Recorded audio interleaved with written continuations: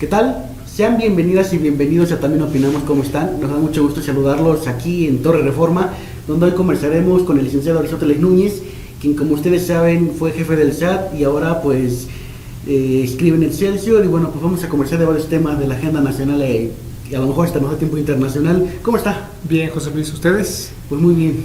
Muy bien, un gusto saludarlos. Pues también aquí está, como saben, Katia Vite para conversar el día de hoy de varios temas importantes. Y bueno, ya habíamos platicado antes de entrar en la conversación, después de que deja el SAT, pues ¿a qué se dedicó? O bueno, ahora por qué estamos el día de hoy aquí en Torre Reforma. Mira, José Luis, después de dejar el SAT, que fue en septiembre del año pasado, me tomé algunos meses de pleno descanso.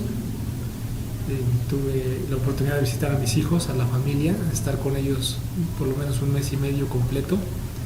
Hice el papel doméstico de llevar a mis hijos a la escuela, de traerlos, de hacer el quehacer en la casa, de lavar los trastes, de preparar la comida, de llevarlos al cine, de tener una oportunidad de tener una vida común que les debía desde hace muchos años por no tener la posibilidad de trabajar con menos ritmo.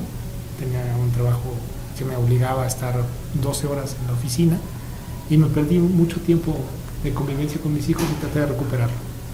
Después de ello me regresé a la Ciudad de México. Ellos no viven aquí en la Ciudad de México. Me regresé a la Ciudad de México con el ánimo de empezar a ordenar y decidir qué es lo que yo iba a hacer hacia el futuro. Tenía dos ideas principalmente: era si empezaba algo en la iniciativa privada o me esperaba a que concluyera el año que, de acuerdo con la ley de responsabilidades administrativas, uno tiene que guardar por razón del encargo previo que uno tiene o tuvo. Decidir empezar una empresa yo en lo personal o esperar a que se diera una invitación de algún corporativo empresarial. En cualquiera de los dos casos tendría que ser muy cuidadoso de ese año, salvo que me dedicara a otras tareas que no fueran las que tuvieran una relación con el cargo anterior.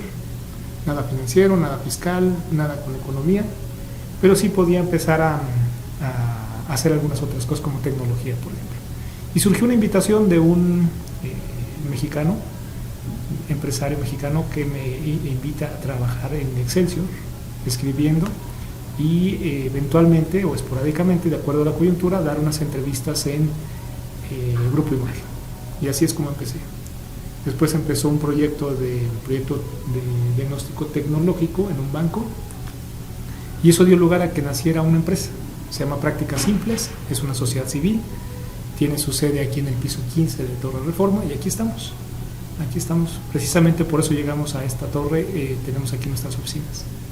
Venga pues. Licenciado, ¿qué diagnóstico tiene de México? Mira, es algo muy, muy complicado explicar en poco tiempo. México creo que está pasando por una época de cambio muy sigilosa, silenciosa, donde los ciudadanos no nos estamos dando cuenta de lo que está pasando. Yo creo que en unos 20 o 30 años, 2, 3 generaciones más, vamos a ver que esta fue una etapa transitoria de una sociedad sumisa a una sociedad despierta, pero con un despertar brusco, creo yo, demasiado impulsivo. Trataré de explicarme. Mira, ustedes son muy chicos. A la edad de 19 años, pues yo estaba apenas terminando la vocacional aquí en la Ciudad de México y no teníamos la posibilidad de tener un teléfono.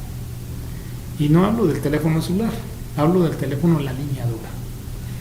Entonces no había la posibilidad, por supuesto, ni siquiera de tener una cámara, ni siquiera de sacarnos una selfie, o de usar redes sociales, o mensajería instantánea, o de informarnos. Los portales electrónicos de noticias no existían. Teníamos un medio noticiero, un medio noticioso oficial. No obstante que eran las empresas privadas las que tenían esos noticieros, realmente eran voceros oficiales del gobierno en turno, y escuchábamos lo que quería decir el gobierno, y lo escuchábamos una vez al día, dependiendo del noticiero que tú quisieras escuchar, el de las 3 o el de las 8, y luego a las 10 de la noche, o alguno en la mañana. Entonces, dependiendo de lo que tú quisieras escuchar y el tiempo que tú tenías, escuchabas. Eso nos pasó a nosotros como generación y muchas generaciones atrás también. Ustedes son otra generación que está generando este cambio y donde los primeros sorprendidos son los que conforman este grupo de políticos que gobiernan el país alternativamente. Y voy a decirlo alternativamente porque pues ustedes todavía no nacían y ya había políticos de primer nivel en México que hoy lo siguen siendo. Todavía ustedes no nacían y ya había políticos de primer nivel que hoy lo siguen siendo, que siguen estando en el primer nivel y que siguen tomando decisiones. Y de repente se van a la banca 3 años y de repente regresan. Ustedes nacieron con una tecnología que permite dar este cambio, esta transformación. En ese diagnóstico que tú pides de México, la situación de la sociedad es un poco convulsa, porque ustedes tienen acceso a la información muy fácilmente. Ustedes pueden ver una noticia en línea, nosotros no. Si algo sucedía en el país, tendríamos que esperar durante el día, tendríamos que esperar hasta las 10 de la noche para saber qué había sucedido. Y las imágenes y lo que nos decían o las opiniones eran opiniones controladas. Eso no pasa en las redes sociales. En las redes sociales cada quien se manifiesta. Y eso, digo, ha sido convulsa y ha sido un poco complicada y fue un despertar brusco, como digo yo, porque hoy está provocando que mucho de lo que sucede en las redes sociales o se dice en las redes sociales sea una mentira. Y mucha gente cree en la mentira. Es más, en la recordación o en la retentiva de la memoria es más fácil quedarse con la mentira que con una verdad. Es más fácil quedarse con una mala noticia que con una buena noticia. Entonces la sociedad hoy se encuentra ante la posibilidad de poder expresarse y de poder informarse. El diagnóstico entonces no es diferente a lo que sucedía antes. Seguimos teniendo políticos muy parecidos, siguen tomando las decisiones muy en grupo para intereses muy cortos, siguen teniendo una mira o una visión muy corta, cortoplacista, tanto a nivel municipal como a nivel estatal como a nivel federal. Lo que importa es la siguiente elección o el siguiente cargo. No importa a las nuevas generaciones, duele decirlo, pero así lo ven. Es decir, la sobrevivencia del político. Y eso hace que la sociedad entonces, hoy más informada, con posibilidad de expresarse con mayor apertura, pueda descalificar y sancionar a esta clase política. Y eso provoca una serie de expresiones que vienen desencantándonos. El diagnóstico de México es desencanto. La sociedad está desencantada, pero porque hoy está más informada. Si la sociedad hubiera estado informada hace 10, 15, 20, 30 años, también hubiera estado desencantada. Solo que hoy es más fresca la información. Y entonces nos duele lo que pasa en Veracruz, nos duele lo que pasa en Sonora, nos duele lo que pasa en Quintana Roo, esos abusos que tienen los que gobiernan y que se roban el dinero, se lo robaban antes también. No es consuelo, solo que no lo sabíamos, pero se lo robaban. ¿Sí? El político encontró como trampolín o como medio de hacerse llegar de riqueza a un cargo público. El cinismo y el descaro siempre lo han tenido, solo que antes no lo conocíamos tan abiertamente, no era tan fácil. Y hoy sucede. Y eso lleva a que en nuestro diagnóstico nos estemos dando cuenta, despertando bruscamente de lo que pasa en nuestro país.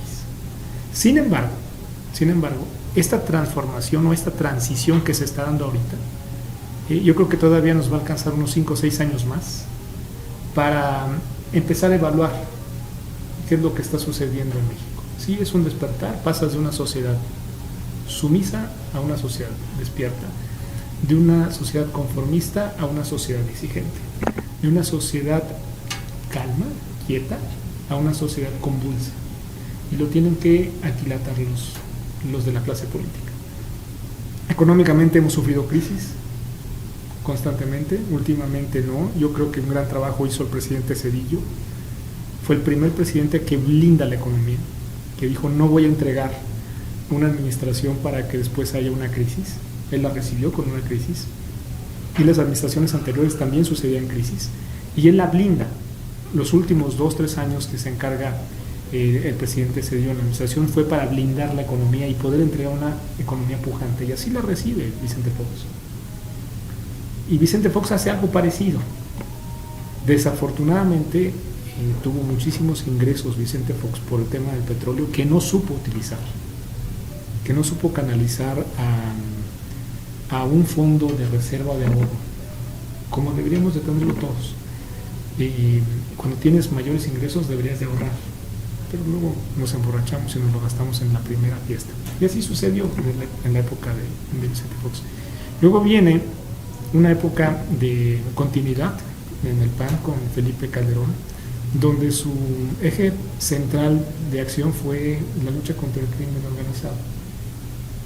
No es rentable políticamente, no es rentable socialmente y tampoco rentable económicamente, pero él decidió hacer eso. Su eje de gobierno fue ese. No hizo la gran transformación económica, no hizo la gran transformación social, fue la lucha contra el crimen organizado. Y eso vino a generar también un problema de inestabilidad social en el país. ¿Por qué? Porque nunca se había visto que el crimen organizado atacara a la sociedad civil. Y se da por primera vez en Morelia, en un 15 de septiembre, con una especie de granada o bomba que explota, pero afectando a la sociedad civil. Eso no se había visto. El crimen organizado no hacía eso. Sí era un crimen organizado, sí había organizaciones, sí se dedicaban al narcotráfico, a la extorsión, al secuestro, pero no se metían en un acto cívico a atentar contra la sociedad. No lo hacían. Y se empezó a hacer en el caso de la administración del presidente Calderón. Esos eran los riesgos. O sea, se dio una descomposición en ciertas materias. Algunas otras que ya estaban descompuestas, y ese es el diagnóstico que tenemos en México. Tenemos un problema en México, o muchos, pero el problema mayúsculo es la falta de fortaleza institucional. Tenemos instituciones débiles, y los que las debilitan no necesariamente son los políticos, somos los ciudadanos, que no les damos un lugar. O sea, no respetamos la luz amarilla, aceleramos, no respetamos el paso de una ambulancia, nos formamos atrás de ella, no respetamos los señalamientos viales, vamos a una velocidad mayor, no respetamos al vecino. El ciudadano tiene que hacer conciencia de que si quiere cambiar a quien lo gobierna, y esos que gobiernan surgen de la misma sociedad, primero tenemos que cambiar nosotros. O sea, el diagnóstico no es un diagnóstico halagüeño. Y yo creo que tenemos que acusar recibo, los ciudadanos, de que nosotros tenemos una gran parte de la culpa. Pero le tengo noticias al jefe de gobierno. A la gente se le gana con acciones, no con banderas de colores. ¿Colosio iba a cambiar a México o solo fue un gran impostor? El populismo aquí tan en boga es básicamente un espejo de la democracia. ¡Estado fascista!